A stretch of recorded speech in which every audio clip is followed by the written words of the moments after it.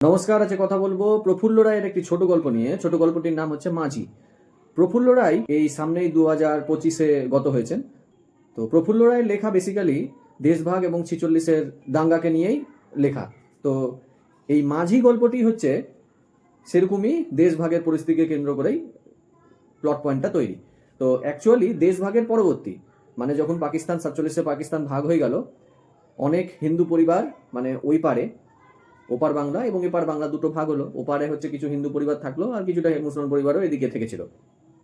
তো সেই সময় অ্যাকচুয়ালি দেশভাগটা কি, দেশভাগের ফলে দুই সম্প্রদায়ই হচ্ছে যথার্থভাবে ক্ষতি হয়েছে। দুই সম্প্রদায়কেই হচ্ছে রক্তক্ষয়ী সংগ্রাম করতে হয়েছে। তার পরবর্তীতে অরাজকতার সৃষ্টি হয়েছে। এই মাঝি গল্পটা পড়তে গিয়ে আমরা বর্তমান সময়ের সঙ্গে অনেকটাই কানেক্ট করতে পারবো। কারণ মাঝি গল্পটিতে একটা এমন প্লট পয়েন্ট আছে যেটা বর্তমান সময়ে আমাদের দুই জাতিসত্তার মধ্যে যে মনোমালিন্য তৈরি হয়েছে সেটা দূর করতে সুবিধা হবে।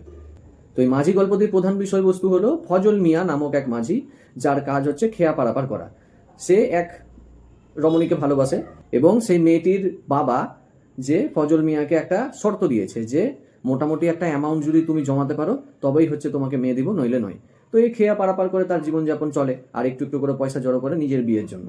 তো একদিন এক সম্ভ্রান্ত মুসলমান ব্যক্তি যে মোটামুটি উচ্চবিত্ত সম্প্রদায়ের, সে এক বোরখা পরা মেয়েকে নিয়ে আসে খেয়া ঘাটের সামনে, যে তাকে বলাই তোমাকে 15টা টাকা দিব, তার বিনিময়ে তোমাকে এই স্থানে পৌঁছে দিতে হবে। তো ফজল মিয়া ভাবে যে এই অ্যামাউন্টটা পেতে গেলে আমার হয়তো এই বিয়ের জন্য যে টাকাটা জমানোর প্রয়োজন সেটা পূরণ হয়ে যাবে।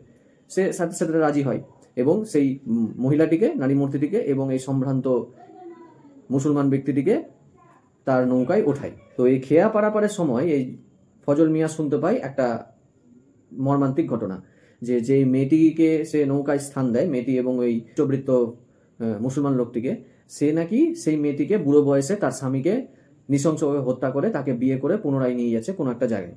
এটা মেয়েটি বারবার করে বলে যে আমাকে ছেড়ে দিন, আমার স্বামীকে আপনি হত্যা করে আমাকে বিয়ে করেছেন।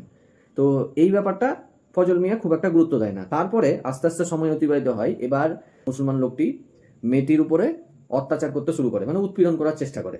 এবার এই উৎপীড়নের সময় চিৎকারের দ্বারা মেয়েটি বুঝিয়ে দেয় যে মেয়েটা অ্যাকচুয়ালি তাঁতিবাড়ির বউ ছিল, মানে হচ্ছে হিন্দু বউ। তার স্বামীকে হত্যা করে এই সম্ভ্রান্ত মুসলমানটি বিয়ে করে একটা স্থানে রাতারাতি নিয়ে যাচ্ছে। তো এর ফলে কি বোঝা যাচ্ছে যে সেই সময়ে, তৎকালীন সময়ে যে অরাজকতার বিষয়টা তৈরি হয়েছিল সেটা কতটা চরম ছিল। এবার একটা গল্পের মধ্যে টুইস্ট আছে যে এইখানে যে মুসলমান ব্যক্তিটি হিন্দু মেয়েটিকে জোরপূর্বক বিয়ে করে নিয়ে যাচ্ছে কার নৌকার মধ্যে, সেই নৌকার মালিক বা সেই নৌকার বাহক হচ্ছে ফজল মিয়া, সেও একজন মুসলিম। যখন এই মহিলাটি অত্যাচারিত হয় তখন ফজল মিয়াই নিজের বর্ষার ঘায়ে এই সম্ভ্রান্ত মুসলমানটিকে বধ করে এবং এতদিন ধরে যে টাকাটা তিনি তার বিবাহের জন্য জমিয়েছিলেন সেই টাকাটা দিয়েই এই মেয়েটিকে, তার আত্মীয় কলকাতাতে থাকে, কলকাতা ট্রেনে চড়িয়ে দেয়। তো এই গল্পের মাধ্যমে মোরাল অফ দ্য স্টোরি কি বোঝা যাচ্ছে যে সাম্প্রদায়িক দাঙ্গাটা আসলে তৈরি হয় কোথায় থেকে।